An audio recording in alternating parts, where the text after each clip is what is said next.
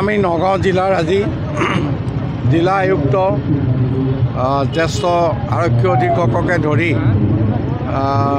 জিলাখনত পথ সুৰক্ষাৰ সজাগতাৰ বাবে আমি ওলাই আহিছোঁ। আমি কিছুদিনৰ ভিতৰত যথেষ্টখিনি দুৰ্ঘটনা হোৱা পৰিলক্ষিত হৈছিল। যাতে নিজৰ জীৱন সুৰক্ষিত ৰাখি বিশেষকৈ নতুন প্ৰজন্মৰ যুৱক যুৱতীসকলে এই বাইক চলোৱাৰ ক্ষেত্ৰত সতৰ্কতা অৱলম্বন কৰে।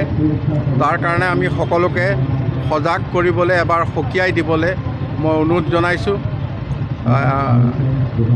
প্ৰত্যেকজন ব্যক্তিয়ে একোজন আমাৰ সম্পদ। তেওঁলোকৰ অকালতে যদি ঘূণীয়া হয়, অকালতে বিয়োগ হয়, সেইটো আমাৰ সমাজৰ বাবে ডাঙৰ ক্ষতি হ'ব।